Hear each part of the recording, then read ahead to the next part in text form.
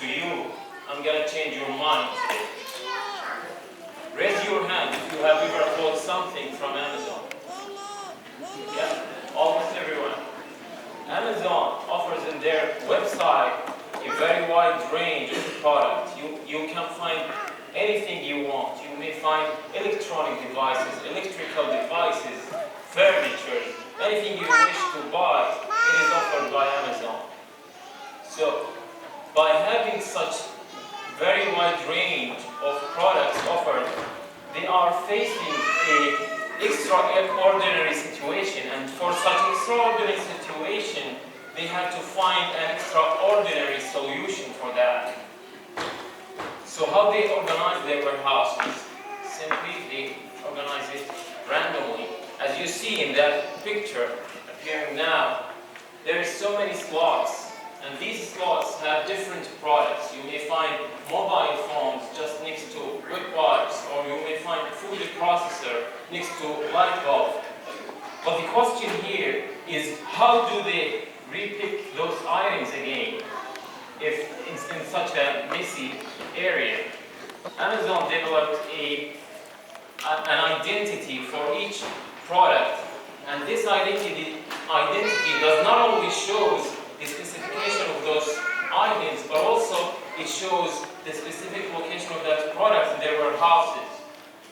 So once the material handler wants to get those items, he gets a list from the warehouse officer, and this list does not only shows the required items to be picked, but also it shows the specific path that the material handler has to take during his trip from source to destination, which is the items locations required to get.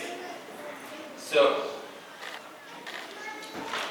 knowing that they receive thousands of orders every day, they have to utilize their time wisely. So that path must be the shortest path from sources to destinations. Once that material handler gets your item, this item must be shipped. And this item usually shipped by UPS, USPS, DHL, or whatever the shipping company is. All these companies share a major contributor of their costs, which is fuel consumption. So if they wish to minimize costs, they have to minimize the fuel consumption. And to do that, from that picture appearing now, at each red dot, the truck driver faces a very sensitive decision every day, whether turning right or left, and believe it or not, if you turn left not to right or right not to left, it really affects companies' profits, so companies' future. So clearly they have to control and plan for such decisions. They use a method called shortest path method, and from the name it's clear that this path that they provide for the truck driver, it must be the shortest path from source to destination.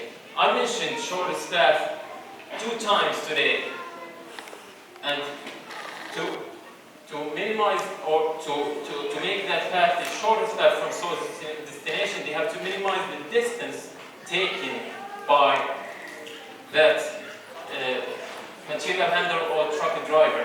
And that boring equation appearing now on the slide shows how to do that. But this equation must be solved. And to solve that, they use a method called simplex method, or oversimplifying it, or using more fancy word, it is called simplex algorithm. And I mentioned algorithm and algebra. And the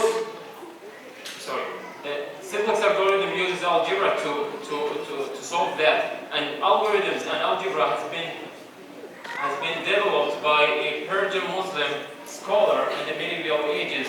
His name is Muhammad al-Khwarizmi in Baghdad, in the House of Wisdom. And all of the publications at that time has been published from that house, which is kind of medieval MIT at that time.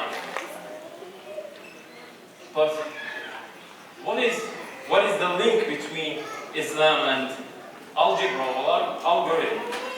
Richard Dawkins mentioned in one of his interviews on Al Jazeera that the scientists leave their religion at the lab's door. But this is not the case with Al-Khwarizmi. Because what inspired Al-Khwarizmi to develop those algebra and algorithm was a request from Al-Mamun, which is the caliphate at that time, to develop a method that will help people to calculate the inheritance easily. And to calculate that, there is a very detailed verses in the Quran. And what actually Al-Khwarizmi did, he generalized and converted what is mentioned on those verses to a mathematical language. But what is the implicit message behind this? Is it just for bragging or claiming that without Muslims or without Islam, Amazon will not achieve that huge success? Of course not.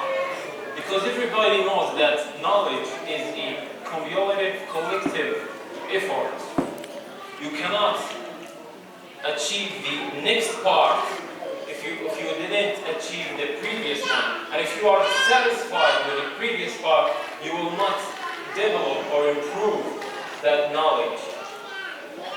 But the message I'm trying to portray today, that if we know more about each other, if each society or each community knows more about other communities, how they